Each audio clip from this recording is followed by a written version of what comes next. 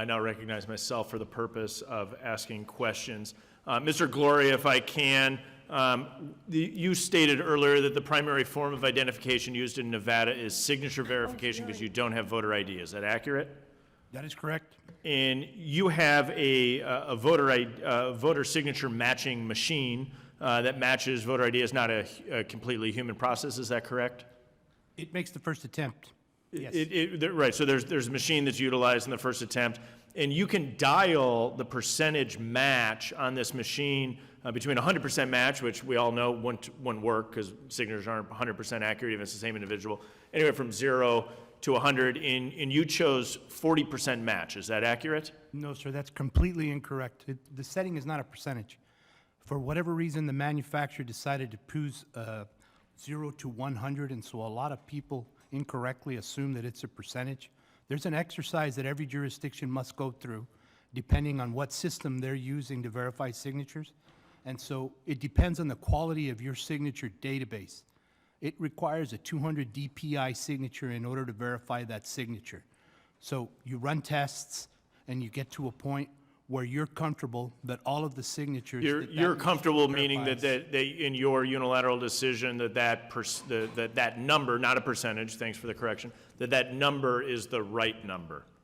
Is that accurate? Well, what I was going to say, Congressman, was that when we, and I shouldn't say, it was not I, it was a group of us who verified the information, felt that we had a level of integrity in that every single signature that the machine verified was in fact a match. And so understood, and the dial was set at 40, not a percentage, but a number 40, which ranged from 0 to 100, and that was a human decision. I'd offer that photo ID is a far better form of matching a ballot to the individual. Would you agree with that, Mr. Cuccinelli?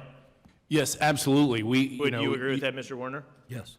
If I could just add one comment. Signature verification is the lowest form of voter identification. It is something, but it's barely above 0. I would sure think so. It'd be pretty easy to match a signature of any member of Congress. It's all available on Wikipedia for almost every single member.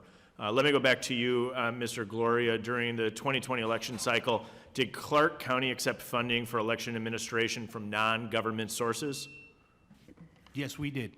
And do you know how much Clark County received from non-government sources? I roughly? believe it was approximately $2.4 million. And do you know who that was from? That came from CTCL. CTCL provided $2.39 million to Clark County. And I ask unanimous consent to enter Clark County CTCL grant agreement into the record. So ordered. Mr. Gloria, which organizations provided... Let me shift. Did you solicit the grant from CTCL? We did request it. So in that process, was any of the grant funding used to send out mail ballots to all registered voters for the November 2020 election? Some of the funding was used for that. So some of the funding was used to send that out. The Public Interest Legal Foundation reported that Clark County sent out 1,325,000 ballots for the primary election. And more than 223,000 of those were mailed to the wrong or outdated addresses.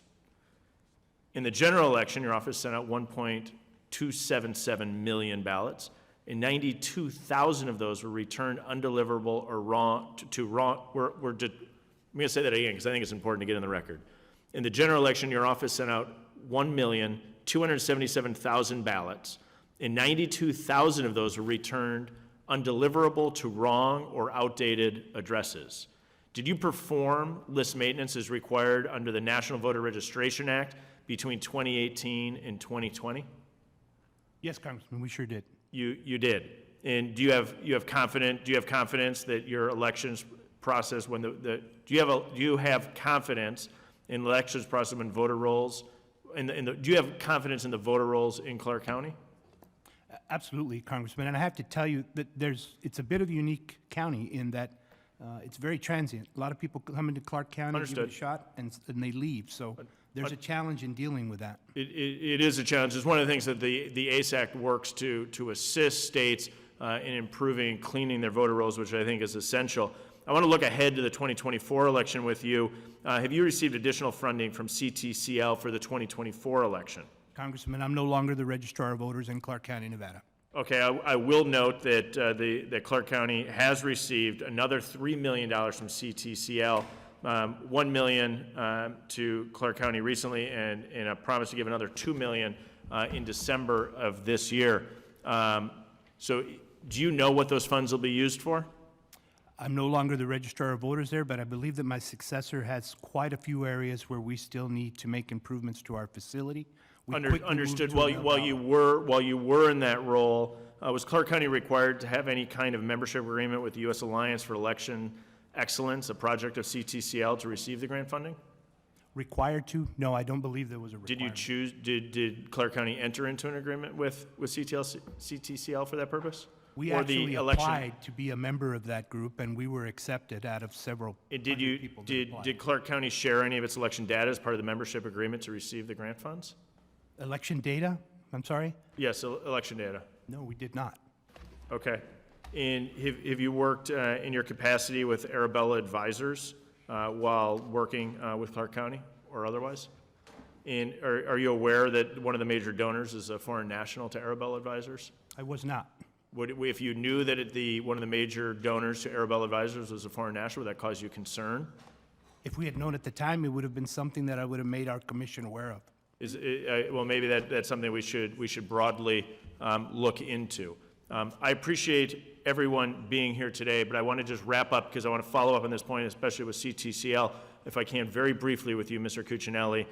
In addition to Clark County, several other locations, including in my home state of Wisconsin, receive CTCL grants, often referred to as Zuckerbucks, colloquially. Does private funding of elections by groups like CTCL pose a threat to the integrity of our elections? Both the integrity of and the confidence in our elections, absolutely. And do you believe that the CTCL grants influence the 2020 election? They flipped it. Would anyone else like to comment on whether or not the CTCL grants influence the 2020 election? I agree wholeheartedly. You agree wholeheartedly what? It was used to get out the vote as opposed to what they said they were going to do, and that was provide PPE for, due to COVID. Would anybody else like to comment on that? I would strongly disagree. May the record know you disagree. I'm going to close on this question, Mr. Cuccinelli, I'll come to you first. Should non-government entities that provided funding for elections be eligible for tax deductions? The answer to that, using the Zuckerbucks example, is absolutely not. This was partisan activity in outcome. I'm really tight on time. Does anybody else want to comment on that? No. I don't. I get very concerned that they're utilizing a tax deduction service to engage what I believe is partisan politics.